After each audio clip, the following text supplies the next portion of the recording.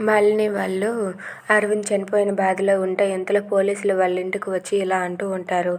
అమ్మ, మాకు ఒక కాల్ వచ్చింది. ఆ కాల్ బట్టి అయితే మిమ్మల్ని, మీ అరవింద్ని ఎవరో తెలియని వ్యక్తి, గుర్తు తెలియని వ్యక్తి చంపించాడని తెలుస్తుంది అని చెప్పి అంటాడు. ఆ మాటలకు అక్కడ ఉన్న వాళ్ళంతా ఒక్కసారిగా షాక్ అవుతారు. ఇక మాలిని, శరత్చంద్ర, మీరా, వసుంధర వాళ్ళంతా కూడా ఒక్కసారిగా షాక్ అయ్యి బాధపడుతూ ఉంటారు. ఇక మాలిని అయితే ఏడుస్తూ అరవింద్ అరవింద్ అంటూ బాధపడుతూ ఉంటుంది. అది చూసిన వసుంధర అయితే, అమ్మ నువ్వేం బాధపడకమ్మా అని చెప్పి వసుంధర బుజ్జిగిస్తూ ఉంటుంది. అయినా సరే మాలిని అలా వాళ్ళ అమ్మ మీద వాలిపోయి అలా ఏడుస్తూ ఉంటుంది.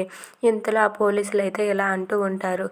అక్కడ ఉన్న ఆధారాలను బట్టి చూస్తే ఇదిగోండి మాకు అక్కడ ఈ జర్కిన్ దొరికింది అని చెప్పి అరవింద్ జర్కిన్ అయితే ఇస్తూ ఉంటారు. అది చూసి మాలిని అయితే ఇది అరవిందే అని చెప్పి ఆ జర్కిన్ పట్టుకొని మళ్ళీ మాలిని అయితే ఏడుస్తూ ఉంటుంది. అది చూసి ఇంట్లో వాళ్ళంతా కూడా బాధపడుతూ ఉంటారు. ఇక వసుంధర కూడా ఏం కాదు మాలిని అని చెప్పి బుజ్జగిస్తూ ఉంటుంది.